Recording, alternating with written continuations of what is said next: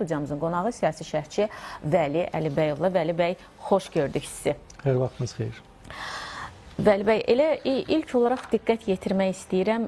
Bu Amerika Birləşmiş Ştatları hökuməti Moskva və Kiyev arasında imzalanacaq sülh sazişinə əsasən Krımı Rusiyanın tərkib hissəsi kimi tanımağa hazırdır. Bloomberg'in bu iddiasına diqqət yetirərdik. Belə bir hadisə baş verə bilərmi? Yəni, həqiqətən də tanıya bilərlərmi? Və yaxud planlarında bu varmı? Dediyiniz kimi bu Bloomberg'in iddiasıdır, irəli sürdüyü bir iddiadır. Rəsmi Vaşinqtondan hələ ki belə bir məlumat daxil olmayıb. Ona görə də hər hansı bir mətbuatda, kütləvi informasiya vasitəsində olan informasiyaları fakt kimi yox, bir fərziyyə kimi biz qəbul etməliyik. Mən düşünmürəm ki, Amerika Birləşmiş Ştatları bugün üçün elə bir cəsarətli bəyanatla çıxış etsinlər. Çünki bu həqiqətən də beynəlxalq hüquqa zidd olan bir çıxış ola bilərdi. Çünki Ukrayna tərəfi qeyd edib ki, heç bir halda o ərazilərin Rusiyaya verilməsinə razı olmayacaq. Ona görə də mən Bloomberg'in deməli iddiasını dediyindən daha çox danışıqlar prosesinə bir növ təsir etmə cəhdi kimi qiymətləndirirəm. Yadınızdadırsa, bir müddət öncə Kate Kelloggan da belə bir açıqlaması var idi ki, hansı ki böyük ajataj yaratmışdı. Ukrayna dərhal münasibət bildirmişdi ki, yəni sanki Kellogg sülh sazişi çərçivəsində Ukraynanın müharibədən sonra Berlin nümunəsi kimi bölünə biləcəyini bildirmişdi. Yəni bunun kimi mi deyirsiniz? Bəli, bəli. Bilirsiniz necədir? Burada ola bilər ki, iki variant ola bilər. Birinci variant ondan ibarət ola bilər ki, bu sadəcə həmin o deməli müəlliflərin özlərinin irəli sürdüyü fərziyyələrdir və buna əsasən onlar hansısa həm mətbuatda olmaq istəyirlər, yəni üzə çıxmaq istəyirlər. Digər tərəfdən də o da ola bilər ki, Trump hakimiyyəti özü o bilərəkdən olaraq belə informasiyalar sızdırırlar və ictimai rəyin və beynəlxalq ictimaiyyətin buna münasibətini öyrənmək istəyirlər. Yəni bu hər iki variant keçərlidir, hər iki variant mümkündür. Amma yenə də deyirəm, Ukrayna hakimiyyəti dəfələrlə qeyd edib ki, onlar hər hansı ərazi itkisi ilə razılaşmayacaqlar və onu da qeyd edək ki, elə dünənləri səhv etmirəmsə, Ukrayna prezidentinin administrasiyası qeyd edib ki, onlar Amerika Birləşmiş Ştatlarının irəli sürdüyü sülh sazişinin, daha doğrusu atəşkəs sazişinin 90%-dən razıdırlar. Yəni mən düşünmürəm ki, bu sazişdə hansısa bir torpaq güzəşti olardısa, Ukrayna buna razılıq verərdi. Aha, maraqlıdır ki, aprelin 17-sində Parisdə Amerika Birləşmiş Ştatları, Ukrayna, Böyük Britaniya, Fransa və Almaniya nümayəndələri arasında keçirilən görüş barədə təfərrüatlı məlumatlar çıxmır. Yəni sadəcə olaraq müəyyən fərziyyələr irəli sürülür və yaxud müəyyən belə deyək də, yəni tam açıqlamaları eşitmirik. Onlardan biri də əməliyyatlar zamanı Rusiyanın ələ keçirdiyi ərazilərin onun tərkibində qalması fərziyyəsidir. Və eyni zamanda da Kiyevin NATO-ya üzv olmaqdan imtina etməsi. Ukrayna buna gedə bilərmi? Heç bir zaman buna getməyəcək. Yəni biz bunu nəzərə alsaq ki, belə olardısa, Ukrayna heç Amerika Birləşmiş Ştatlar olmadan belə özü Rusiya ilə birbaşa əlaqə qura bilərdi ki, mən torpaqları da sizə verirəm, NATO-dan da imtina edirəm, gəlin sülh sazişi imzalayaq və Rusiya da buna qaça-qaça gedərdi. Yəni belə olan halda Amerika Birləşmiş Ştatlarının vasitəçiliyinə heç bir ehtiyac qalmırdı. Yəni belə ağır şərtlərlə Ukrayna heç zaman razılaşmayacaq. Bəs belə olan halda niyə belə məlumata rast gəlirik ki, görüşdən sonra Amerika nümayəndəsi Lavrovla əlaqə saxlayıb görüş barədə müəyyən məlumatlar verib. Bu belə bir fərziyyəni artırmırmı ki, yəni Amerika Birləşmiş Ştatları məhz bu masada Rusiyanın mövqeyini daha çox qoruyub? Yox, deməzdim elə. Nəzərə alaq ki, burada Paris görüşünün məğzi məhz Ukrayna-Rusiya arasında olan müharibənin həll olunması idi və Rusiya bu müharibənin tərəfi kimi, əlbəttə ki, oradakı olan danışıqlarda məlumatlandırılmalı idi. Yəni, onun zəng etməsini sırf texniki bir məsələ kimi mən qəbul edirəm. Çünki Rusiya tərəfi də bilməlidir ki, Parisdə nələr baş verir, hansı məsələlər üzərində müzakirələr gedir. İkinci bir məsələyə toxunmaq istəyirəm. Parisdə belə bir görüşün keçirilməsi ondan xəbər verir ki, Amerika Birləşmiş Ştatları artıq özlərinin təkbaşına olaraq bu münaqişənin həlli ilə bağlı bacarmadıqlarını görərək artıq Avropa ölkələrini bu prosesə cəlb etmək istəyirlər. Çünki təsəvvür edin ki, bir tərəfdən Amerika Birləşmiş Ştatları Rusiya və Ukraynaya təzyiq edir, daha çox Ukraynaya təzyiq edir ki, deməli, sülhə gedin. Digər tərəfdən isə Avropa ölkələri isə Ukraynanı dəstəkləməkdə davam edirlər. Ona görə də Fransa, Parisdə olan bu görüş daha çox Avropa ölkələrini də bu prosesə cəlb etmək və birlikdə nəyəsə nail olmağa görə baş tutmuşdur. Elə Fransanın Xarici İşlər Naziri Jean-Noël Barrot da deyib ki, baş tutan danışıqlar və qarşıdakı görüş Avropanın danışıqlar masasındakı yerini təsdiqləyir. Yeri gəlmişkən, Barrot eyni zamanda açıqlayıb ki, Ukraynada müharibənin dayandırılması ilə bağlı növbəti danışıqlar raundu gələn həftə Londonda baş tutacaq. Niyə bu dəfə Londonda? Yenə də qeyd etmək istəyirəm ki, artıq Avropanın, Amerika Birləşmiş Ştatları, Trump administrasiyası bir növ bu münaqişədən kənara çıxmaq istəyir. O artıq bütün məsuliyyəti, Avropada baş verən bütün hadisələr üçün məsuliyyəti Avropa ölkələrinin üzərinə yıxmaq istəyir. Elə onların o bəyanatı ki, biz belə davam edərsə, tərəflər sülhə yaxınlaşmasa, biz bu prosesdən kənara çıxacağıq. Bu da onu göstərir ki, Amerika Birləşmiş Ştatları artıq öz yerini Avropa dövlətlərinə təhvil vermək istəyir. Niyə görə London? Çünki münaqişə başlayandan bəri London, rəsmi London Ukraynanı daha çox dəstəkləyən bir tərəf idi. Həm silah baxımından, həm maliyyə baxımından və bu gün üçündə demək olar ki, London daha çox geosiyasi necə deyərlər, mərkəzə çevrilib bu münaqişənin həlli ilə bağlı. Ona görə də məhz Londonda, bəzi məlumatlara görə də məhz Londonda Ukrayna və Rusiya atəşkəsə razılıq verəcəklər.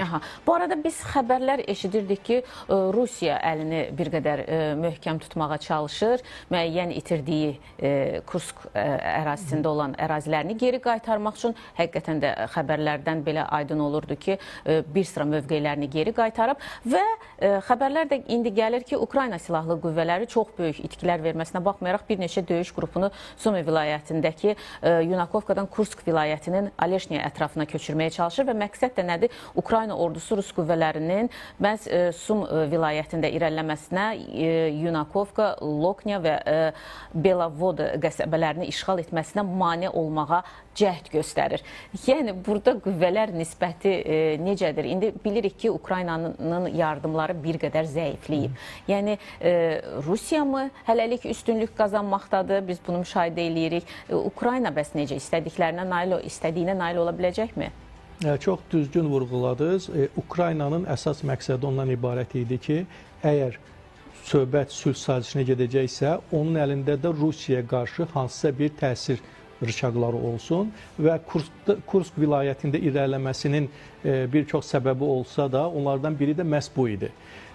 Siz də onu da düzgün qeyd etdiniz ki, Rusiya Kursk vilayətində bir çox mövqelərini geri qaytarma müvəffəq olub.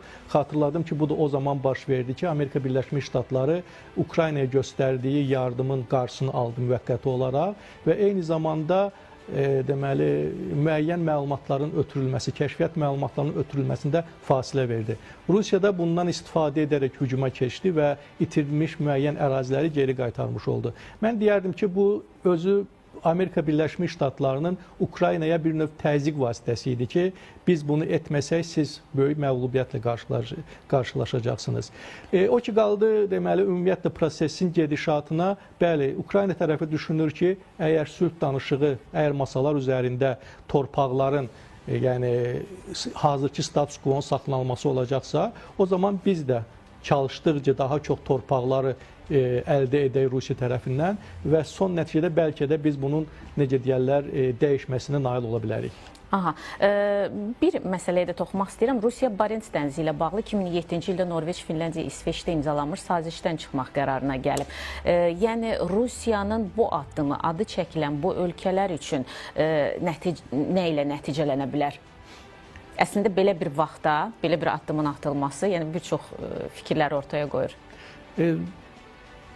Dünyada yeni geosiyasi konfiqurasiya formalaşır və bu yeni geosiyasi konfiqurasiyada artıq NATO ölkələri və Rusiya arasında çox böyük bir, necə deyərlər, uçurum yaranıb. Və bu uçurumu da keçmək hazırda mümkün deyil. Çünki dediyimiz kimi Rusiya əslində Ukraynada apardığı müharibə bir növ NATO ölkələri ilə müharibə aparırdı. Çünki Ukrayna əgər NATO ölkələrindən silah və sursat əldə etməsəydi, maliyyə yardımı əldə etməsəydi, müharibə bu qədər uzun çəkə bilməz idi. O ki qaldı dediyiniz sazişdən deməli geri çəkilməsi, Rusiya yenə də öz əlini möhkəmlətmək istəyir qarşıdakı proseslər ərəfəsində və həmin ölkələri də bir növ təzyiq altında saxlamaq istəyir ki, mən artıq o müqavilədən də geri çəkildim və məndən hər şey gözləyə bilərsiniz. Yəni özünüzü daha ağıllı aparın, necə deyərlər. Bir məqama da toxunum. Bir qədər öncə xəbər verdik ki, Trump, yəni əslində Amerika Birləşmiş Ştatları yaxın gələcəkdə bu atəşkəslə bağlı əhəmiyyətli irəliləyiş gözləyir Rusiya ilə Ukrayna arasında. Amma yəni tərəflər bir razılığa gəlməzsə Trump bu işindən yəni geri çəkilir. Bu baş versə nə olacaq? Birinci ondan başlayaq ki, niyə görə Trump geri çəkilmək istəyir? Çünki danışıqlar davam etdiyi hər gün, nəticə əldə edilməyən hər gün Trumpın əleyhinə işləməyə başlayıb artıq. Çünki Trump elə hakimiyyətə gəlməmişdən qabaq deyirdi ki, mən prezident olandan sonra qısa müddət ərzində bu prosesi, bu problemi həll edəcəm. Lakin nəticə proses onu göstərir ki, yanvardan bu günə qədər hələ heç bir real nəticə əldə olunmayıb. Ona görə də hər keçən gün Trumpın imicinə və ümumiyyətlə Amerika Birləşmiş Ştatları prezident administrasiyasına və bir dövlət kimi, fövqəladə güc kimi onun imicinə mənfi təsir göstərir. Ona görə də Trump da başa düşür ki, bunu başqa yolla həll etmək olmayacaq, təzyiq etmək də mümkün deyil tərəflərə.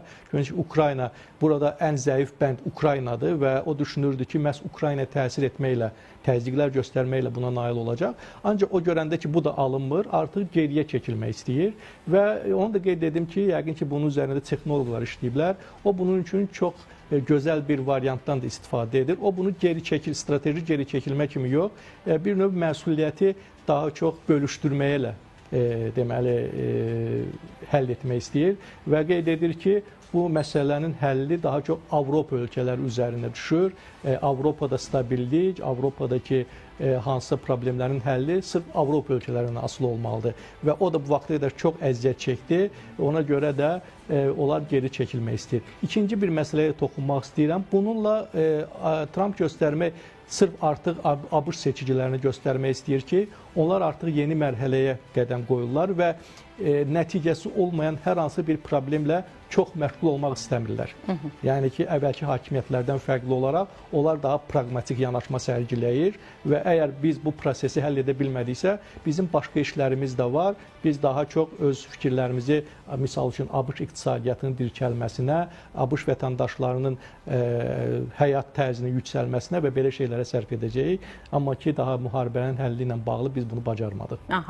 Trumpın Avropaya belə deyək də inteqrasiyasının daha bir nümunəsi bu Romada İran-Amerika Birləşmiş Ştatları danışıqlarının ikinci raundunun keçirilməsidir. Omanda keçirilən danışıqlar bu dəfə İtaliyaya sövq edildi, yəni keçirildi.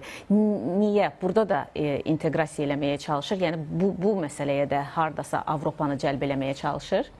Bəli, əlbəttə ki, burada bir məqam da var. Niyə görə İtaliya? İtaliya əslində elə də bir iddialı bir dövlət deyil. Olmaq istəyir, amma ki, əlbəttə ki, onun Fransa və Almaniya və Böyük Britaniya qədər elə bir resursları yoxdur. Trump isə göstərmək istəyir ki, məhz İtaliyanın bu deməli həm görüşün orada keçirilməsi və onunla müəyyən konsultasiyanın həyata keçirilməsi o hansısa bir güclü Avropa ölkəsinin daha da güclənməsini istəmir. Ona görə də o İtaliyanı seçib, ona görə də bu yaxınlarda İtaliyanın baş nazirinin də Amerika Birləşmiş Ştatlarına səfəri oldu və onu da qeyd edim ki, Makrondan fərqli olaraq Trump onu qapıda da qarşıladı, içəri deməli dəvət etdi, Makronu isə qarşılamamışdı. Yəni bu yenə də deyirəm, sırf geosiyasi oyunlardır və burada İtaliyanın rolunu yüksəltməyə necə deyə xidmət edən bir oyunlardır. Aha, indi bu danışıqlardan, Romada keçirilən bu danışıqlardan deyirlər uzun müddətli danışıq olacaq. Düzdür, İtaliyada da Oman səfirliyində baş tutur danışıqlar. Amma yəni nəticə olaraq nə gözləyək? Məsələn, ilk danışıqlarda hardasa qismən müsbət nəticə əldə eləmişdilər ki, danışıqlar davam edəcək. Bu dəfəki danışıqlardan nə gözləyək? Əgər belə bir danışıqlar varsa, bunu ikinci raunddursa, yəni belə danışıqlar boş yerdə heç zaman yəni təşkil olunmur. Əvvəlcədən müəyyən bir razılıqlar əldə olunur ki, ikinci raundda biz hansı irəliləyişlər əldə edəcəyik. Mən indi deyə bilməyəcəm hansı irəliləyişlərdən söhbət gedir. Çünki siz bayaq da çox gözəl qeyd etdiniz ki, adətən danışıqlar baş verən zaman ictimaiyyətə açıqlanan xırda detallar olur. Daha ətraflı bu barədə məlumat verilmir. Ona görə də mən gözləyirəm ki, bu ikinci raund danışıqlar birincisi ilə müqayisədə daha necə deyərlər, nəticələri daha çox olacaq. Amma hansı nəticələr olacaq, bunu gərək gözləyək. Aha, amma belə deyək, artıq danışıqlara Amerika tərəfi də nə ilə getdiyini bilirdi. İran da demək olar ki, nə ilə getdiyini, yəni Amerika Birləşmiş Ştatlarının ondan nə istədiyini bilir. Və bu arada biz müşahidə elədik Amerikanın, İranın nümayəndəsi danışıqlar öncəsi Rusiyada getdi. Yəni bu belə deyək də, bu zəncirdə müəyyən razılıqlar sanki əldə olunub və sanki bu danışıqlar daha müsbət aura olacaq. Qısa cavab istəyəcəm sizdən. Düz qeyd etdiniz. İran tərəfi həmçinin MAQATE-nin rəhbərinin də orada olmasını istəyib. Çünki qeyd edib ki, MAQATE bu deməli tək bir tərəf, bir təşkilat kimi tanıyırlar və səhv etmirəmsə bu yaxınlarda Amerika Birləşmiş Ştatlarından da belə bir məlumat gəldi ki, Trump artıq İranı zərbə endirməkdən də fikir daşınıb, belə bir fikirdən də daşınıb. Ona görə də mən düşünürəm ki, İran qismən də olsa bu nüvə silahından imtinası barədə bir bəyanat verəcək, düşünürəm ki, amma bunu neyin müqabilində edəcək, o artıq bəlli zaman göstərəcək. Təşəkkürümü bildirirəm. Çox sağ olun, suallarımı ətraflı cavablandırdınız və bir daha xatırladım ki, studiyamızın qonağı siyasi şərhçi Vəli Əlibəyov idi. Gündəmdən isə bu saata bu qədər, imkan olsa görüşərik.